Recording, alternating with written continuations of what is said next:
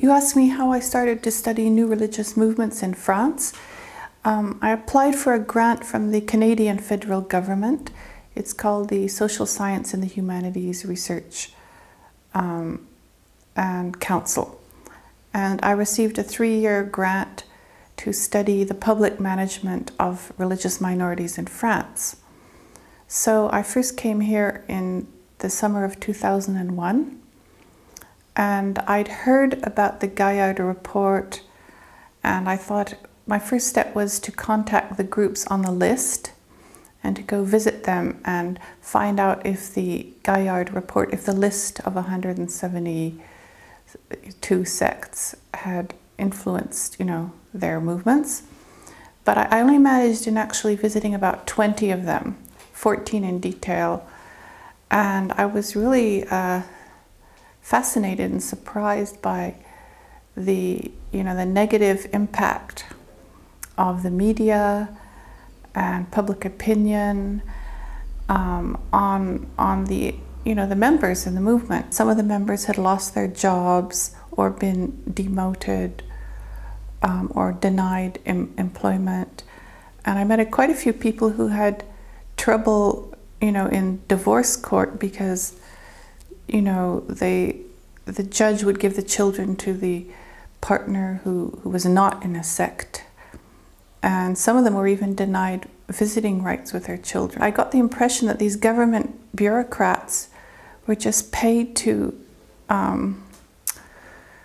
to sort of fight, lutter contre les sectes, but they didn't bother to read anything, and they certainly didn't go visit the groups themselves. At the time it was Mills, Alain Vivien, and I studied their literature and the books written by members of the antisecte movement, the psychologists like Dr. Abgral and Michel Monroy.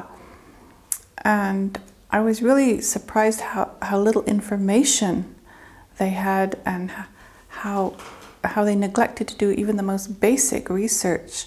Well, I think in North America, the study of unconventional religions is considered a valid topic.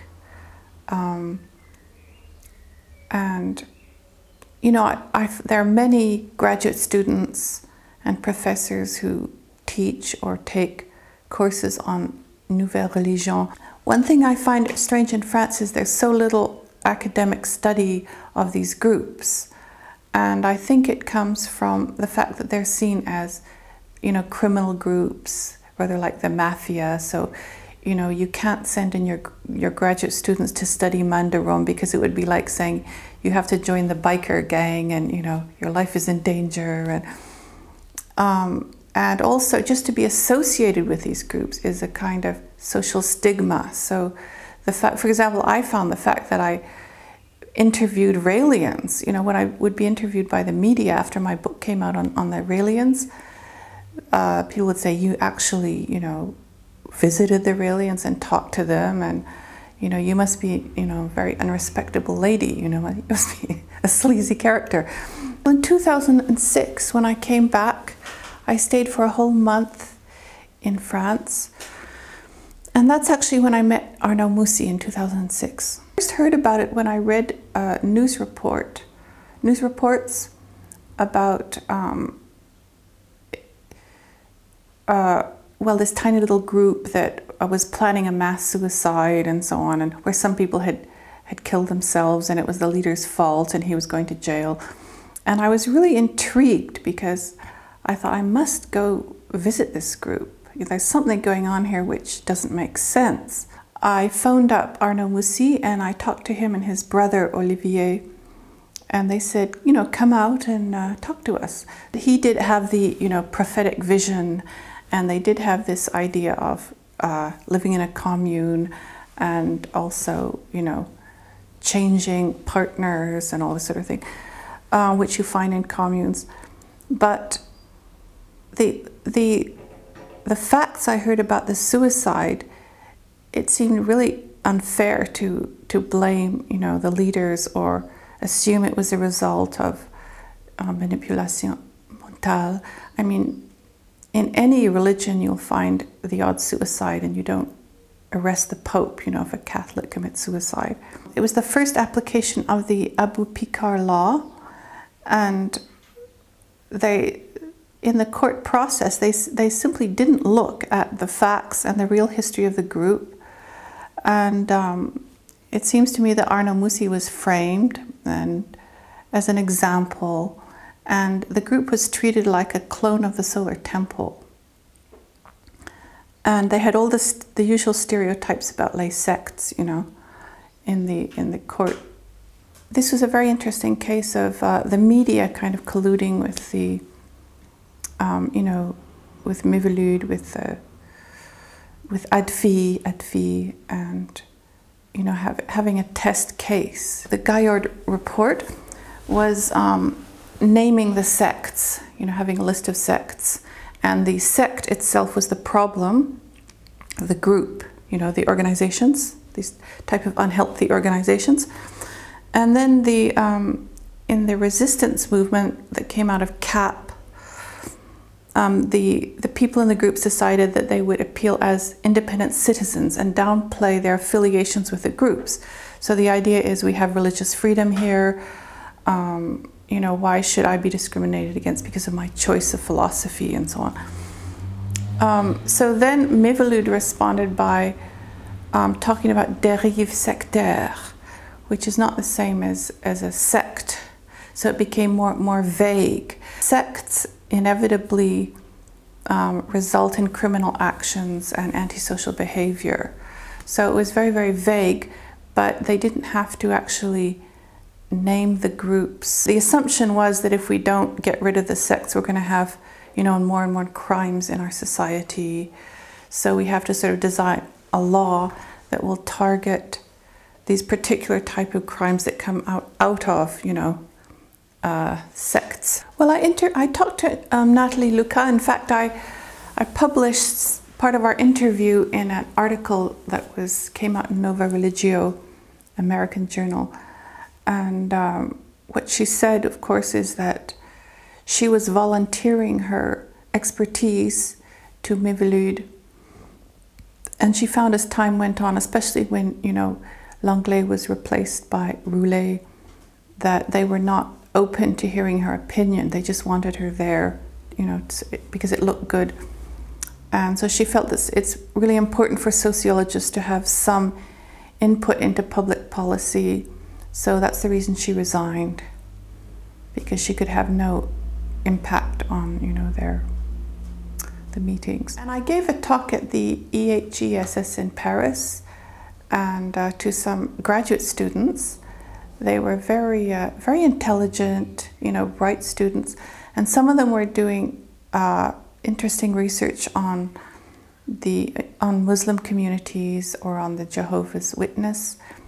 But I asked them if they would be willing to go out and do field research on groups like Mandarom, Scientology, you know, the Raelians, and they all said, no, never, we would never do that, you know. We were talking about objectivity and to what extent you participate in the groups you're studying. So I drew a little diagram and I said, here's a Muslim mosque, here is you, would you go and stay overnight? Would you have dinner with the imam and his family? And they all said, yes, no problem. But would you go and stay overnight at Mandarom? Would you have dinner with a Raelian? No way, you know. So there's a very strong taboo, I think, in the academy here against actually studying these groups objectively and you know, sending out. It would probably be bad for their careers if they did this. As far as the treatment of new religious movements, is that the public seems to be more gullible, you know, in accepting what's written in the media. I think in North America we have a more critical attitude to the media. I mean, students in university and high school in their courses will have, like, well, they'll read Noam Chomsky, or they'll talk about, they'll be aware of the media's agenda and how news is framed and distorted because of, you know, the media has to sell papers and has to be sensational, and so there's a much, I think North Americans are less likely to just accept, you know, media stories as truth. In the school I teach in Montreal, students in humanities, whether they're doing history or philosophy or any subject in the humanities, will have a critical attitude to the media, and they'll be interested in Chomsky. And there's kind of a awareness that the government does try to manipulate the citizens, and citizens have a responsibility to be critical of their government and try to, you know, have some input into public policy. I was trying to argue with this very intelligent man about les sectes, and he put his hands on his ears and he said, "I don't want to hear it. I don't want to hear it." As if it was painful to him to try to change his mind about les sectes. It's quite unique finding a country where the anti-cult movement is so formal and has so much government status and support. It's quite remarkable. I found, in fact, that among the groups, there was a lot of, they weren't very united. I mean, many of the groups, you know, asked me, "Are you a Scientologist?" And I had to assure them I was not, and then they would speak to me. But I think the fact that I was a foreigner, that I was from Canada, you know, gave them confidence because they felt I wasn't, you know, spying on them for the government or something. So I found actually the groups were very open and welcoming, and they seemed very happy to talk to somebody who would listen to them. Well, the Canadians I've spoke to who've read about this, you know, the anti-cult war in France, they find it surprising that there's such a level of intolerance against unconventional religions, and that the French are really so very militant, you know, in their efforts to oppose religious diversity and you know, spiritual movements. In my book, The New Heretics of France, I chose that title because I was studying the history of France and the persecution of heretics in the past, from the Cathars to the Albigensians to the Huguenots and so on. And of course it's very different today. They don't throw people in dungeons and burn them at the stake. And it's not the Catholic Church who is persecuting or, you know, fighting heresy. But I think new religious movements today they're like the new heretics, except they're heretics of the laïcité. So their heresy is that they are non-secular, and they are too enthusiastic about religion, and that they demand that people invest in these new movements by living communally or by maybe paying, you know, fees, and these are the kind of things that are offensive, you know, to the laïcité sort of mentality.